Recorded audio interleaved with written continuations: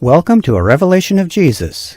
In the previous video, we saw a beast rising out of the earth in the last days, which we identified as the United States of America. The beast from the earth is performing deceptive miracles, even making fire come down from heaven. What is the goal of this deception? He deceives those who dwell on the earth to make an image to the beast who was wounded by the sword and lived.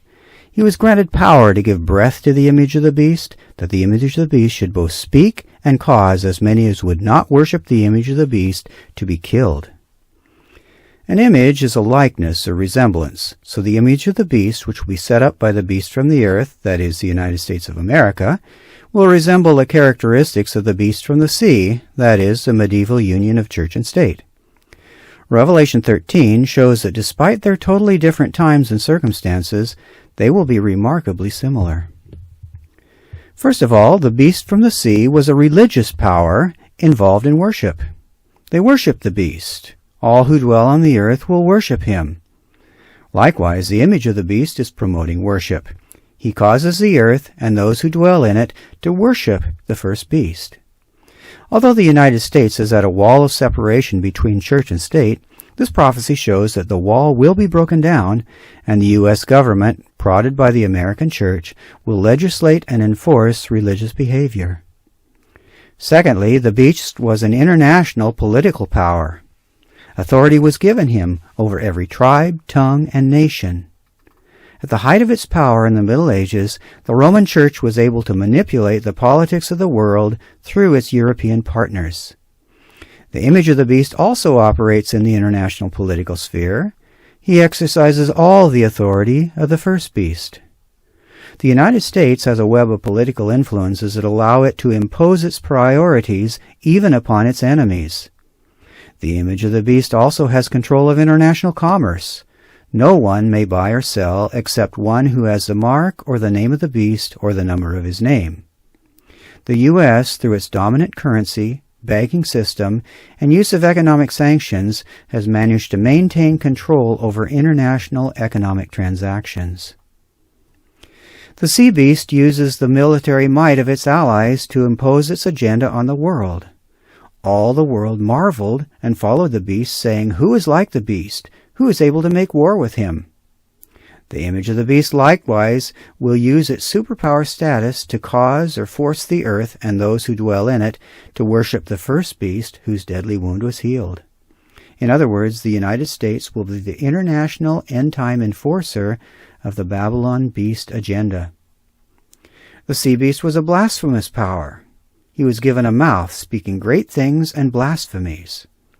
Blasphemy involves ascribing to humans the attributes and prerogatives that belong to God only, mocking God, His word, and His power, and knowing God's law but publicly breaking it. A prominent example is the blasphemous attempts to change God's law described in Daniel 7:25. In making an image of the beast, the United States will renew the blasphemous attempts to take God's prerogatives and mock His word by legislating and enforcing changes in God's law. I will say more about this later in this video. The most prominent characteristic of the sea beast was its persecution of the saints. It was granted to him to make war with the saints and to overcome them. Likewise, the image will be a persecuting power. The image of the beast should both speak and cause as many as would not worship the image of the beast to be killed. This prophecy shows that in the last days the U.S. will be like the Roman Catholic Church of the Middle Ages, utilizing the state to persecute the true believers in Christ. The American union of church and state will cause all, both small and great, rich and poor, free and slave, to receive a mark on their right hand or on their foreheads, and that no one may buy or sell except one who has the mark. For nearly 2,000 years, there's been intense curiosity and imaginative speculation about the mark of the beast. Brands, tattoos, or barcodes have been suggested, and in recent years, attention has focused on an embedded microchip. While any of these could happen, and Satan certainly could arrange for a counterfeit to draw attention from the real issues, the Scriptures give significant clues as to the true nature of the mark of the beast. One important characteristic is that it is on their right hand or on their foreheads. The first-century Christian readers of Revelation would certainly have remembered that Moses told the children of Israel, "Obey my commandments which I command you today. You shall lay up these words of mine in your heart and in your soul, and tie them as symbols on your hands, and bind them on your foreheads." In these verses, we see that it is God's commandments that were to be a sign, bound to their hand or forehead. Although ultra-Orthodox Jews have taken this commandment literally and made little boxes with a copy of the law inside and fastened them to their wrists and on their foreheads, the real meaning is symbolic of God's commandments in your heart and in your soul. In the New Covenant, God promises, "I will put my laws in their minds and write them on their hearts." From the heart proceed thoughts, symbolized by the forehead, and actions, symbolized by the hand. From this text in Deuteronomy, we can assume that the beast will try to replace God's laws with his laws, and his Antichrist laws will be reflected in the minds, or at least in the actions of those who submit to the beast. The hand and forehead is also mentioned in Exodus 13, and there it gives another clue as to the specific nature of the mark. Moses reviewed with the people their experience when they went out of Egypt, out of the house of bondage, and he told them to keep the Feast of Unleavened Bread as a memorial of their deliverance. 7 days you shall eat unleavened bread, and on the 7th day there shall be a feast to the Lord. And you shall tell your son in that day, saying, This is done, the keeping of the feast, because of what the Lord did for me when I came up out of Egypt.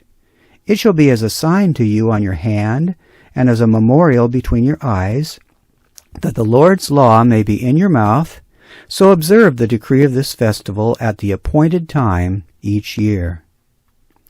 Again, the law of God is mentioned, and the symbolic meaning is obvious. The keeping of the religious memorial feast at the appointed time is the sign in your hand and memorial between your eyes.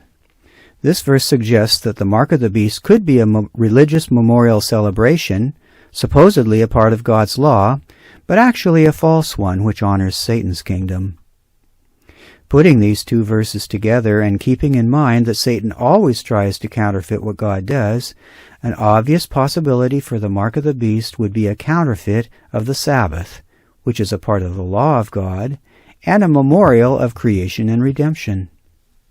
A change of the Sabbath would be expected, considering the agenda of the beast, as presented in Daniel 7. He shall intend to change times and laws.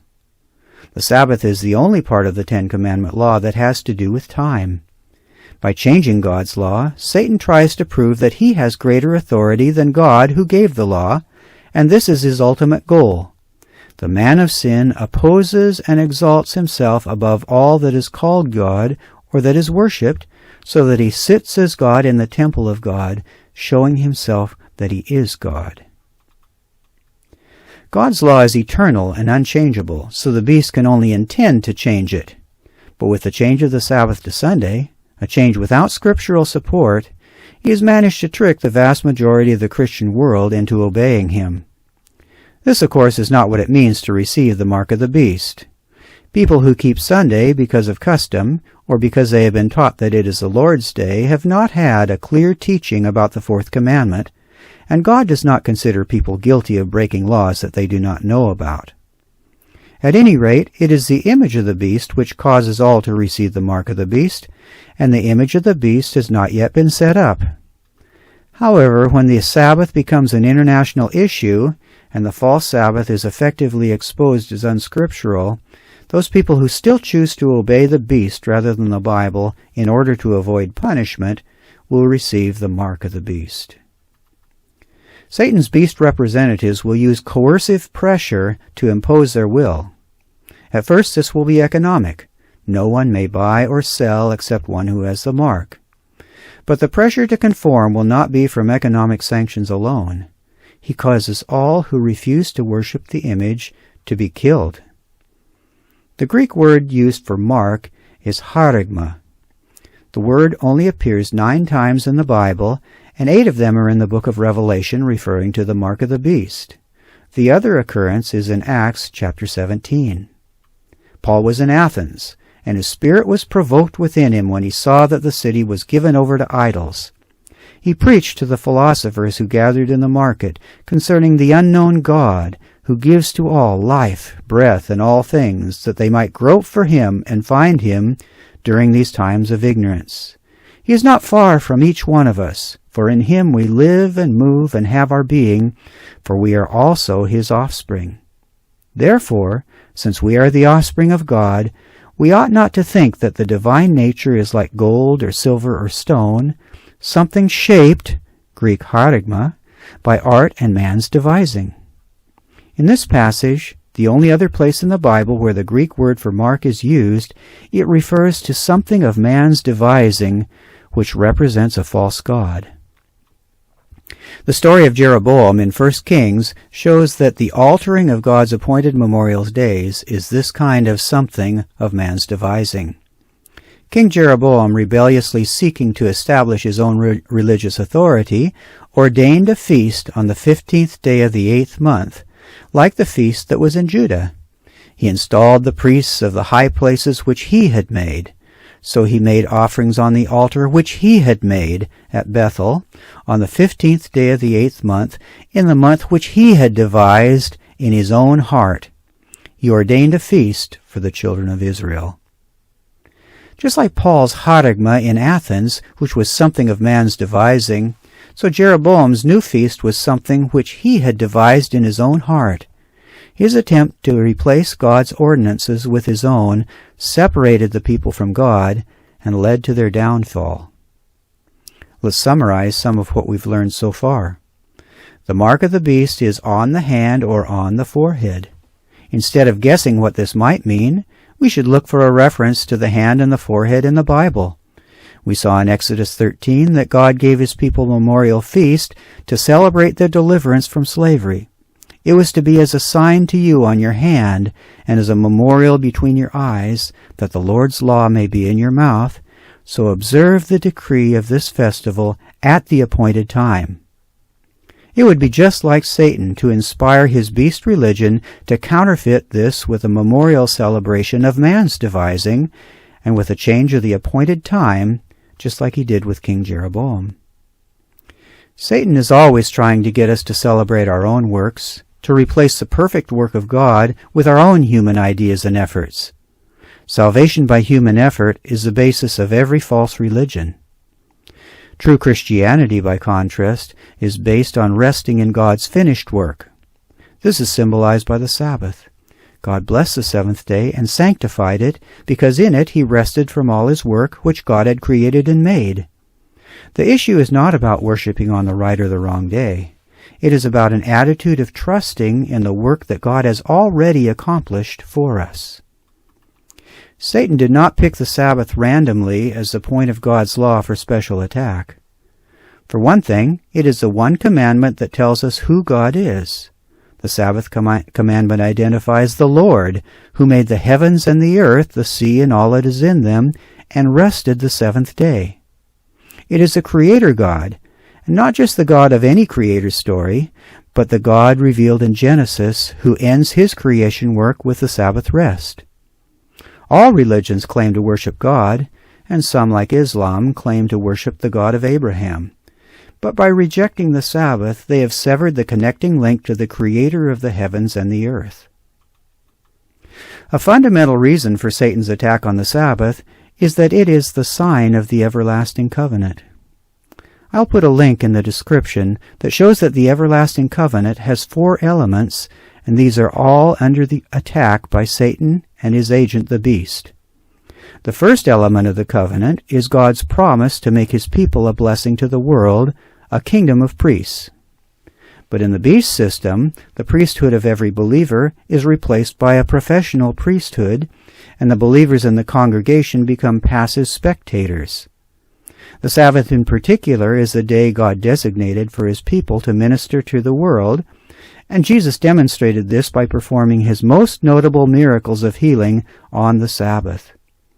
By changing the Sabbath into an hour of spectator worship on Sunday, rather than a day of worship and service on the seventh day which God bless, the beast religion nullifies the primary provision in time that God created for his people to be the blessing to the world that his covenant intended them to be. The second element of the new covenant is God's requirement, His law. I will make a new covenant. I will put my laws in their mind and write them on their hearts. A direct attack by Satan on God's law would be counterproductive, since most of the commandments, such as honoring parents and refraining from stealing or murder, are obviously in the public interest. But by changing the fourth commandment from God's appointed seventh day to the first day of the week, the beast religion shows its contempt for all of God's law. For the person who keeps all of the laws except one is as guilty as the person who has broken all of God's laws. The Sabbath commandment in particular is like the tree in the midst of the Garden of Eden. The only reason someone would keep it is because God said to. Thus it is a fitting sign of our willingness to trust and obey, not simply the dictates of reason and social order, but the naked Word of God. This point is vital at the end of time, when the international image of the beast will be set up and will command the world to break God's law under threat of death. The third element of the covenant is the provision for the salvation of those who have broken the commandments, the sacrifice of Jesus. The Sabbath is the symbol of salvation that is found in the heart of the law of God. Remember that you were a slave in the land of Egypt, and the Lord your God brought you out from there by a mighty hand. Therefore the Lord commanded you to keep the Sabbath day. Slavery in Egypt is a symbol of slavery to sin, and the Sabbath rest is a memorial that we have been redeemed. Besides rescuing us from slavery, God does a work of creation in our lives, and this is symbolized by the different wording of the Sabbath commandment in the book of Exodus. Remember the Sabbath day, for in 6 days the Lord made the heavens and the earth, the sea and all that is in them, and rested the seventh day. The Sabbath symbolized the new creation that we become as a result of Jesus' sacrifice on our behalf. If anyone is in Christ, he is a new creation. Old things have passed away. Behold, all things have become new. The Sabbath rest is also symbolic of the fact that God accomplished our salvation not with the help or merit of our good works or obedience, but by His grace alone. For He has spoken of the seventh day in this way, and God rested on the seventh day from all His works. There remains therefore a rest for the people of God. For he who has entered His rest has himself also ceased from his works, as God did from His. The Greek word for rest is sabbatismos, which means the keeping of the Sabbath. The Sabbath is a symbol that God has done everything necessary for our salvation, and we can rest in His finished work. The fourth element is the sign of the eternal covenant, and with the Sabbath's central role and symbolism in every aspect of the new covenant, it is no wonder that it is the sign of the new covenant. Nor is it any surprise that Satan, the master counterfeiter, would hijack the Sabbath, think to change it to the day of his own choosing, and make the false Sabbath the mark of his own beast kingdom. I will include a link in the description showing how the Roman Catholic Church claims credit for changing the Sabbath as a sign of their authority. Although the Sabbath is not currently an issue within the Christian Church, the scriptural evidence shows that this will change with the pressure that will bear down during the Great Tribulation. The destruction and chaos that will take over the world during the 7 trumpets will provoke a desperate search for a formula to stop the pain. The false Christs and false prophets will command the masses of people who are now spiritually apathetic to be obedient to God, including acceptance of the mark of the beast. At this critical moment, God honors the patience of the saints, those who keep the commandments of God and the faith of Jesus. If you've been blessed by this video, please share it with someone.